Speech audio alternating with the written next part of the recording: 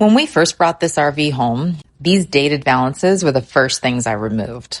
But when I tried to find a DIY pattern for a more modern look, I discovered something. Most valance tutorials aren't built for RVs. They don't work when your blinds mount from underneath.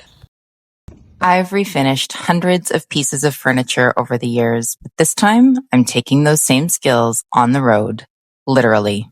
The blinds themselves were still in great shape, so I didn't want to replace them. They worked well and the color fit with the direction I was going. The challenge was the valances. Because the blinds mount underneath, I needed a design with a top, not just the typical three-sided version. I couldn't find a pattern that worked for that, so I designed my own. Once I had a plan, I headed to Home Depot to pick up materials, choosing a lighter wood that's still strong enough for the structure and affordable enough to keep the cost down.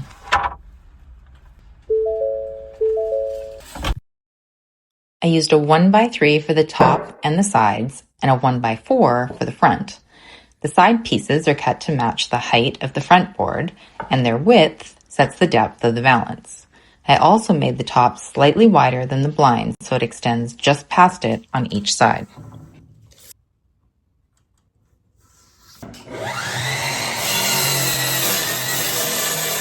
So I've set this up because I need to cut a bunch of pieces this size, and by putting a piece of wood as a stopper here, I know that they will all be identical.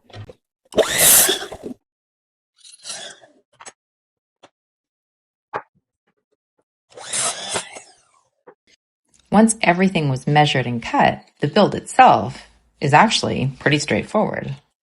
All of my pieces are cut from my valances. There's a couple rough cuts, but that's okay. We can sand them out. Before attaching anything, I marked and pre-drilled all my holes to prevent splitting. Got the tape there so that I don't drill too far.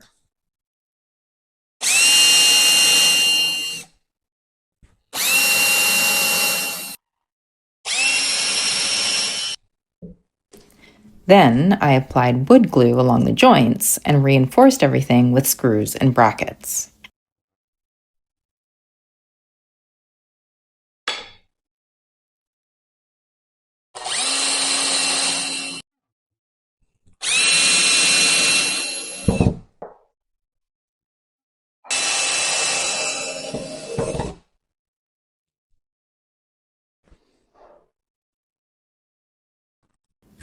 When it came time to attach the front piece, I used corner clamps to hold everything at 90 degrees while I secured it in place.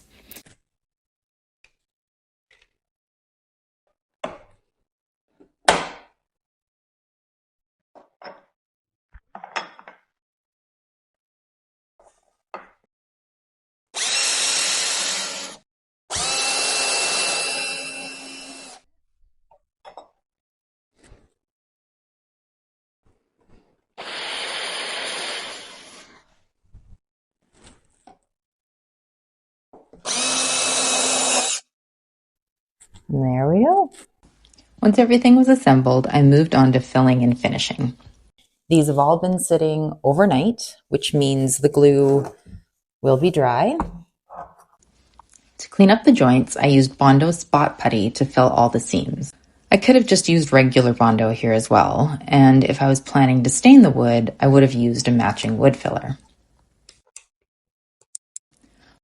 Once the Bondo was dry, I sanded everything flush and cleaned up any rough edges that I had from the cuts as well.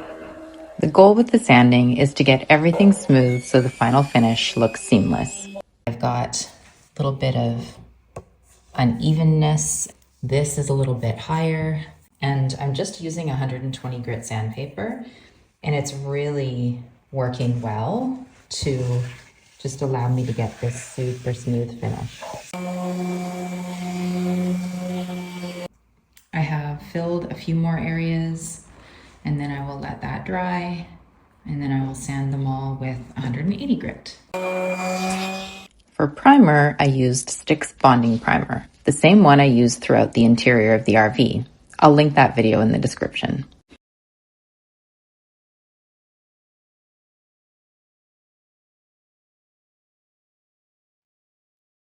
Again, just like the rest of the RV interior, I'm using Sherwin-Williams Emerald Urethane Trim Enamel in a satin finish, this time in Snowbound. When your paint has been sitting for a little bit, you need to make sure you give it a really good stir so that it works the way it's supposed to. I'm using a brush and roller to apply it, and I use this paint most of the time on my furniture makeovers as well. It levels really nicely, so it gives you that clean, almost sprayed look. It's durable, holds up really well over time, and doesn't require a top coat.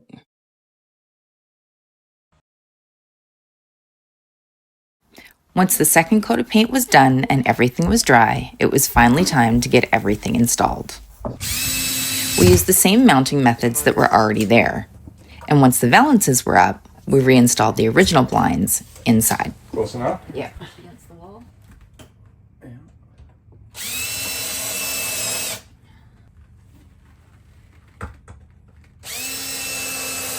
So it goes like this? Yeah. It's easier to put up.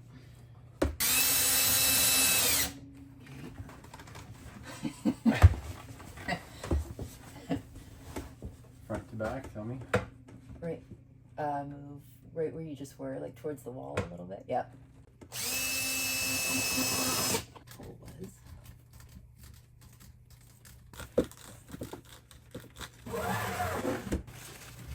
So this just goes like this, eh? Oh, there's no bracket on these ones? No. They just screw right into this.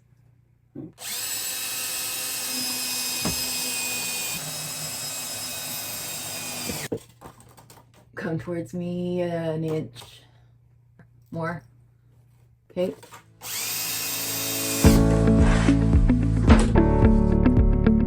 I think it makes a big difference to how the space feels. It's a cleaner, much more modern look than what was there before. Thank you so much for watching. If you enjoyed this video and want to see more, please like, comment, and subscribe. And don't forget to check out the other videos in this RV renovation series or my other furniture makeovers. What do you think? What? I said, yeah. What? We should have done that once the other one. Totally.